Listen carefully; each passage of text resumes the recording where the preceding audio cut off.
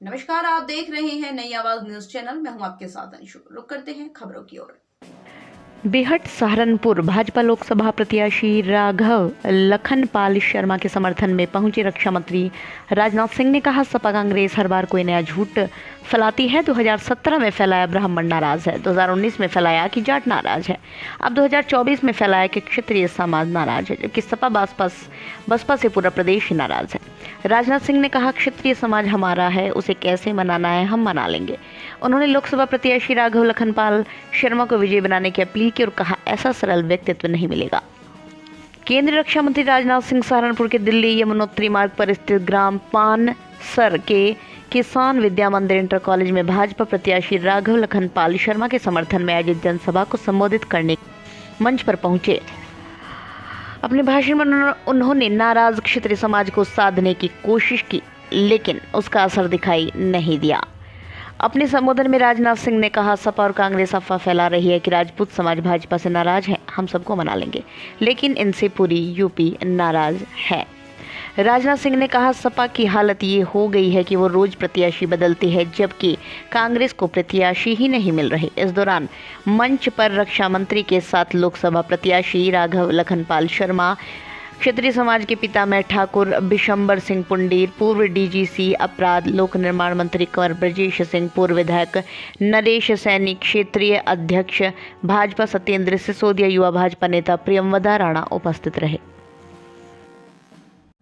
श्री यशवंत सैनी जी राज्य मंत्री उत्तर प्रदेश सरकार, श्री ब्रजेश सिंह जी राज्य मंत्री, श्री सत्यपाल जी सैनी प्रदेश उपाध्यक्ष, श्री रमेश गौड़ कश्यप क्षेत्रीय उपाध्यक्ष, डॉक्टर महेंद्र सैनी जिलाध्यक्ष भाजपा सहारनपुर, श्री पुनीत त्यागी महानगर अध्यक्ष, श्री डीके शर्मा, श्री वाईपी सिंह, श्री मांगेराम चौधरी, श्री नवाब सिंह जी नागर, श्री विजेंद्र कश्यप, डॉक्टर अजय सिंह, राजीव गुंबर, श्री देवेंद्र निम, चौधरी किश सिंह और श्री मुकेश जी चौधरी।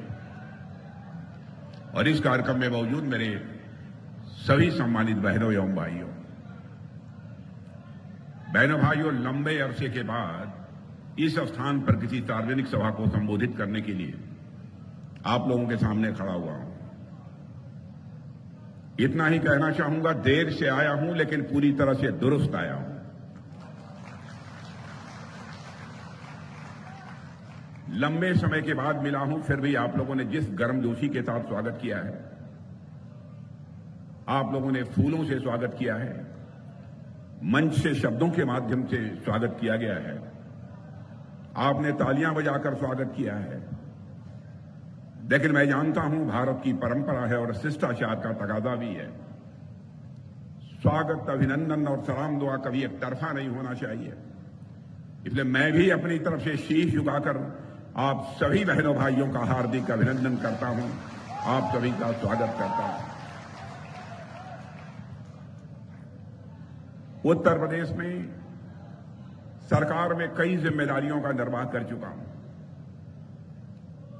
उत्तर प्रदेश के लोगों के साथ मेरा बहुत ही घनिष्ठ और अटूट रिश्ता है। लेकिन जानते हैं, केंद्र की राजनीति में जाने के बाद अपने प्रदेश के लिए जितना समय देना चाहिए, चाहते हुए भी मैं उतना समय नहीं दे पाता।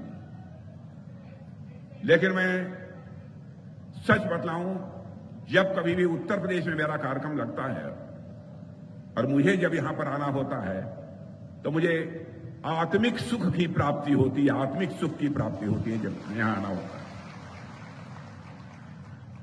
अब इसके पहले परसों में तमिलनाडु में था, कल अरुणाचल प्रदेश में था।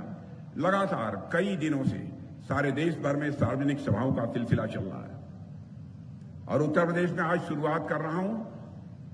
तो इस सहारनपुर की धरती से, बेहट की धरती से मैं यहां चुनावी अभियान का शुभारंभ कर रहा हूं। हमारी उत्तर प्रदेश की सरकार श्रीमान योगी आदित्यनाथ जी के नेतृत्व में चल रही है।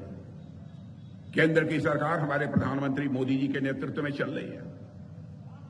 मुझे बतलाने की जरूरत नहीं है, केवल उत्तर प्रदेश ही नहीं है बल्कि सारे हिंदुस्तान की जनता इस सच्चाई को स्वीकार करती है कि चाहे यहां के मुख्यमंत्री योगी जी हों, चाहे हमारे देश के प्रधानमंत्री मोदी जी हों, दोनों लोग अपनी जिम्मेदारी का बखूबी निर्वाह कर रहे हैं, ठीक तरीके से निर्वाह कर रहे हैं।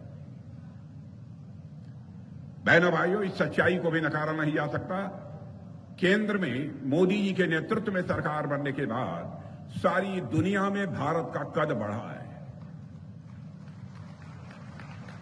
पहले भी दुनिया के कई देशों में सार्वजनिक सभाओं को संबोधित करने का मुझे अवसर प्राप्त हुआ है।